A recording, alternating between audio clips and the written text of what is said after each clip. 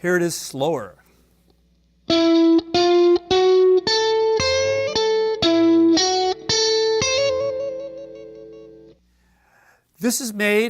This riff, this lick is made from the A major pentatonic scale, and it starts with a passing tone at the beginning.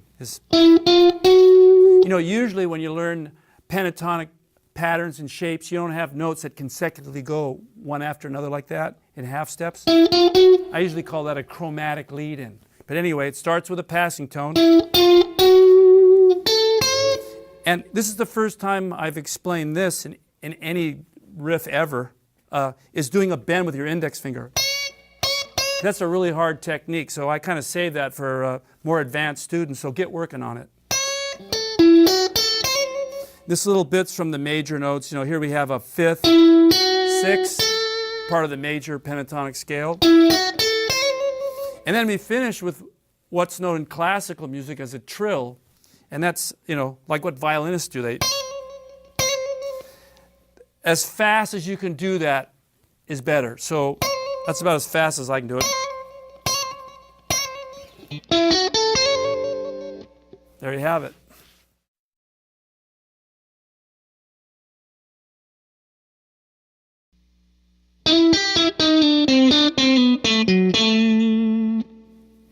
Here it is slower.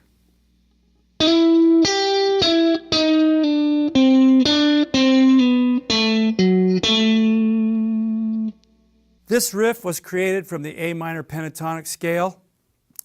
Let's walk through it and see why it sounds the way it sounds. It's got a quick slide to the lead and note, Then it goes back the other way from that same note I was sliding in, sliding down from the flat 5 to the 4th tone. And I, come from the minor third of the scale, slide into the 9. The 9th tone is usually found in diatonic scales, but we're using it here because it sounds good in the blues, the 9. And I end it with a natural 6. So there's some surprise notes in there. If you get what I call root bound, where you're always playing riffs from the pure scale, and you're not mixing in those added passing tones and sliding into some other notes that sound good, then you're not really capitalizing on all the potential of what you got in front of you. There you have it.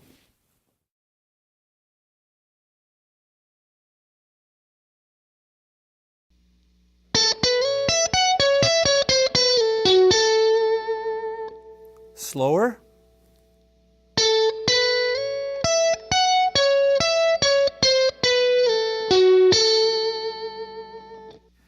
This lick was created from the A major pentatonic scale.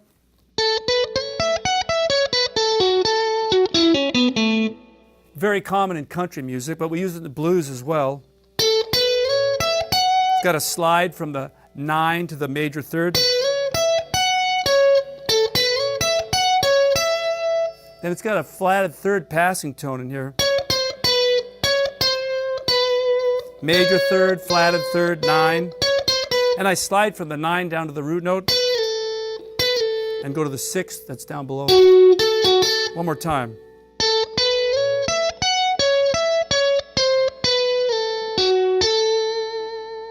That's it.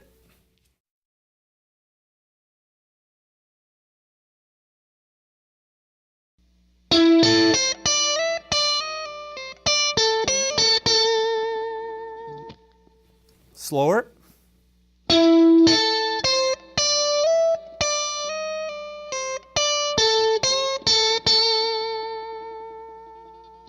This lick was created from the A minor pentatonic scale.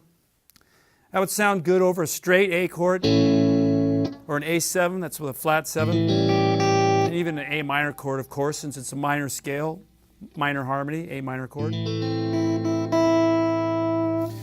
What I'd like to point out to you is at the beginning, I do a 4th interval like this. That's a very standard sound by a lot of blues guitar players. Everybody has a style in the blues. A lot of guys come in with riffs using those 2 notes, like that sort of thing. So I'm coming from there up to a minor third, and I do a slide from the fourth to the fifth, and then I do this double slide, I call it, where you go, and make sure you keep your finger pressing down on the string when you're going, back and forth between two frets. That's how you keep the note sustaining, with a pull off after that. And I do a little like half note or quarter note bend there to finish it. There you have it.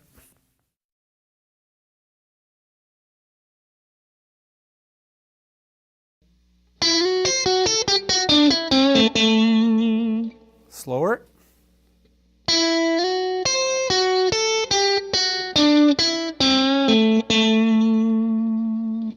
This lick was created from the minor pentatonic scale with a sixth. That's that note right there. A lot of guys want to hear this flat 7 sound. This one has a sixth. And I call this droning, playing a note more than once, close, near other notes, I keep what I call harping on the same note. So I got that 6 going. That's a common sound that you hear in music. That's going from the flatted 7 to the 6, down to the 4th, and back up to the 5th. Makes way for a cool melody. I want to point out one technique that's common in the blues too, and that's with my index finger, I'm playing the 5th, and then I'm going down to the flatted 3rd right below that, or minor 3rd, and coming away with a bend, pulling on it like this. There